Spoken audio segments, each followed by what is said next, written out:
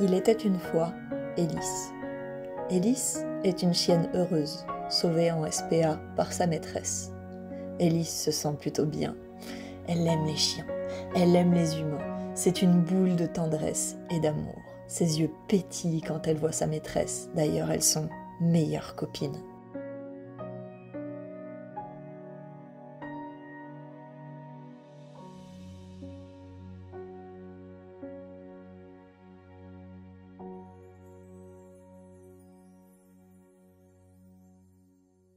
Vous avez cru que l'histoire était jolie et s'arrêtait là, comme peut-être la vôtre. Vous vous trompez. Bienvenue dans le monde réel.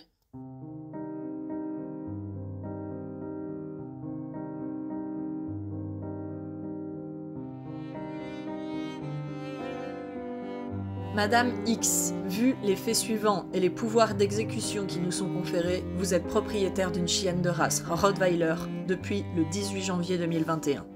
Cette chienne est née le 6 septembre 2019 et a été abandonnée, puis sauvée par vos soins, suite à son adoption sauvetage en SPA. Le 15 décembre 2020, vous avez annoncé votre souhait d'adopter cette chienne et de la sauver à la Direction Générale de l'Agriculture, de la Viticulture et des Affaires Vétérinaires Cantonales Vaudoises par le biais du formulaire demandé d'annonce pour chiens catégorisés potentiellement dangereux. Vous vous êtes présenté le 10 mai 2021 à l'évaluation obligatoire de conductibilité, d'obéissance et de maîtrise, ici nommée le TECOM, dans le canton de Vaud. Vous étiez d'ailleurs supervisé par une vétérinaire comportementaliste. La vétérinaire a mentionné que votre rapport était partiellement réussi avec une chienne sociable, mais vous deviez obtenir une obéissance de pointe avec un rappel, je cite, « en toutes circonstances ». Vous qui aviez annoncé votre adoption, aviez déjà engagé des frais pour l'adoption de la chienne et vous étiez annoncé, plus avez présenté à l'évaluation une chienne sociable, mais ne justifiez pas d'une obéissance de niveau de concours d'obéissance de base, êtes condamné à la peine maximale.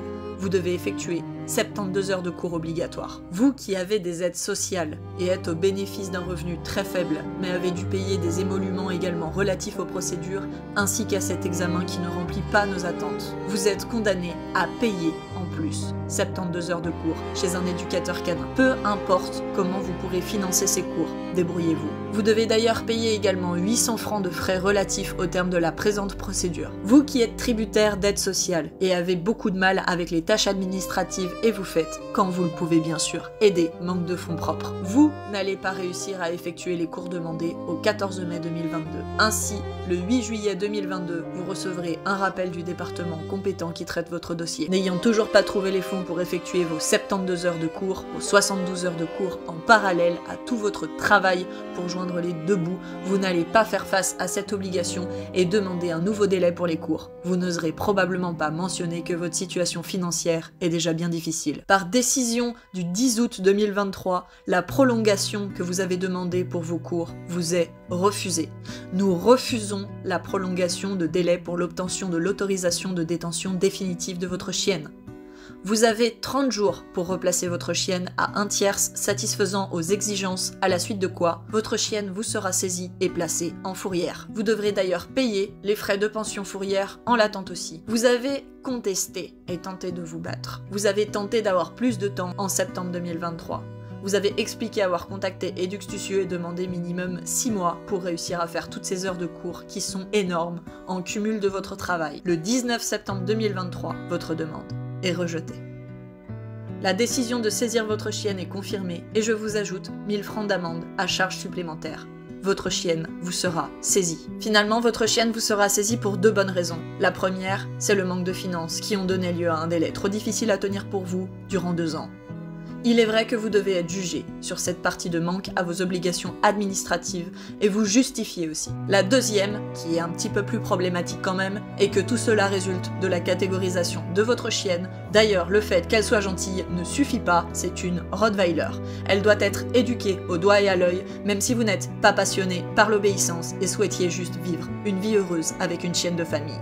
Pensant faire une bonne action d'autant plus après l'avoir récupérée à la SPA, puisque vous ne l'avez pas achetée en élevage, mais que cette rencontre s'est imposée à vous comme une évidence suite à son premier abandon. Cet abandon est sur le point de se reproduire et n'est pas dépendant de votre souhait. Vous êtes jugé coupable, vous êtes condamné à être séparé de votre chienne. Tout ce qui importe, c'est que votre chienne a une sale gueule et est potentiellement un monstre, même s'il a été conclu qu'elle était très sociable. Votre chienne, madame, est un danger pour notre société. Vous êtes classé comme les personnes de l'article 18, alinéa 2 de la loi sur la police des chiens et à l'intervention parlementaire BGC 2006 numéro 23 précipité P 2872.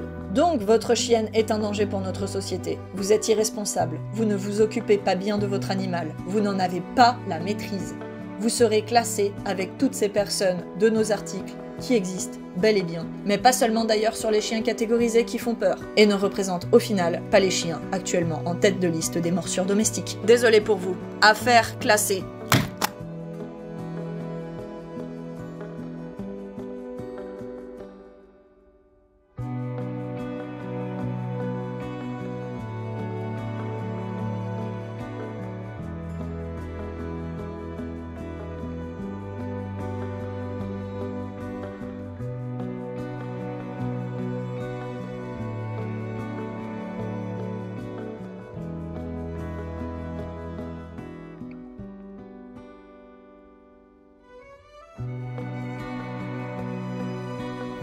Vous trouvez qu'il y a un décalage?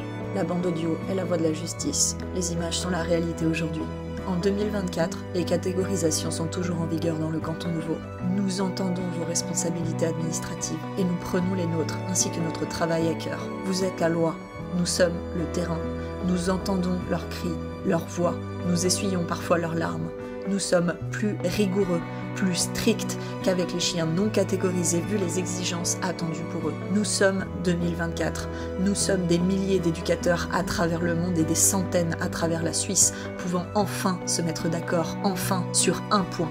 Si le racisme n'a pas sa place pour les humains, il n'a pas sa place ici pour les chiens. Oui à la sécurité publique, non aux préjugés. Oui à la prévention pour tous, non, non, non au délit de sale gueule. Nous sommes le terrain.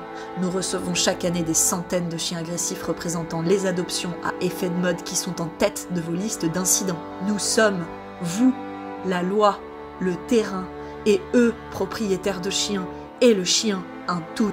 Pourquoi n'avons-nous pas le droit à la parole en 2024? Lors de notre dernière interview avec les sociétés de protection des animaux, les chiens catégorisés sont en tête des chiens les plus difficiles à placer pour cause de mesures administratives et éducatives trop sévères. Nous entendons chaque semaine des associations qui désespèrent de leur trouver une famille et ont placé des chiens hors catégorisation plus problématiques. Pourquoi ces chiens remplissent-ils les refuges? Pourquoi devons-nous finir par exterminer à la fin ces races qui ne naissent pas dangereuses? Oui à la sévérité du jugement de l'humain derrière la laisse. Oui au jugement de maltraitance éducative. Non au jugement des chiens. Ces mêmes chiens qui nous accompagnent et nous aiment au quotidien et ne demandent qu'à comprendre tout simplement nos règles. Pour tous et pas seulement les catégorisés. Ces mêmes chiens d'ailleurs catégorisés qui sont le plus souvent reconnus pour l'amour de l'humain. Ne confondons pas tout.